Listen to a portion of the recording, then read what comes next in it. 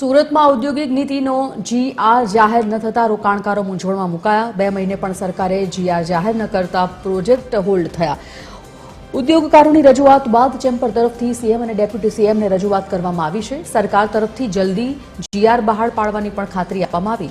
8 થી 10 દિવસમાં GR જાહેર કરાય તેવી શક્યતા વ્યક્ત કરવામાં આવી છે। પ્રમુખનું આ નિવેદન છે। ઔદ્યોગિક નીતિના એનાલિસિસ સાથે GR જાહેર થવાની શક્યતા પ્રમુખે વ્યક્ત કરી છે। ઔદ્યોગિક નીતિનો 2026નો GR હજુ જાહેર નથી થયો।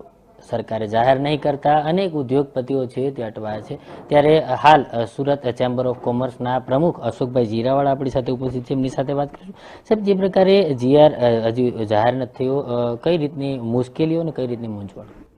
ખાસ કરીને GR જાહેર ન થતા ઉદ્યોગકારો સ્વાભાવિક છે અને ચિંતાઓ થાય, અને ચેમ્બર ઓફ કોમર્સ એક એવું માધ્યમ છે કે જ્યાં તમામ ઉદ્યોગકારો પોતાની રજૂઆતો લઈને આવતા હોય છે, અને એ સ્વાભાવિક છે।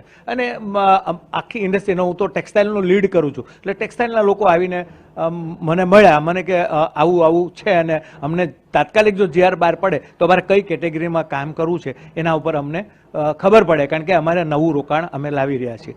ત્યારે માનનીય મુખ્યમંત્રી શ્રી અને ડેપ્યુટી સીએમ બંનેને અમે રજૂઆત કરી છે, અને બંનેએ ખાતરી આપી છે કે ટૂંક સમયની અંદર, એટલે 8 થી 10 દિવસની અંદર GR બહાર પડી જશે। કારણ કે આ આતુરતા એટલા માટે છે કે જે 3 કેટેગરીની અંદર સબસિડી હતી, 18, 10 અને 22 કે 30 સુધી, હવે એ કેટેગરીને રિવાઇઝ કરીને ચેમ્બર ઓફ કોમર્સ અને ફોગવાએ જે રજૂઆત કરી હતી કે આની અંદર ક્યાંક વધારે સારી એવી ગુજરાત સરકાર દ્વારા ઇન્સેન્ટિવ મળે અને એક સારી પોલિસી આવે, તો સરકારે અમારી વાત ગ્રાહ્ય રાખી અને 35% અને 45%, એટલે હવે પડોશી રાજ્યોમાં તમારી જવાની જરૂર નથી। તમે તમારા રાજ્યની અંદર સારું એવું રોકાણ કરી શકો, અને માત્ર ટેક્સટાઇલ નહીં, બધા જ ઉદ્યોગો માટે, MSME માટે અને ખાસ કરીને R&D માટે પણ એક મોટું રોકાણ સરકારે જાહેરાત કરી છે।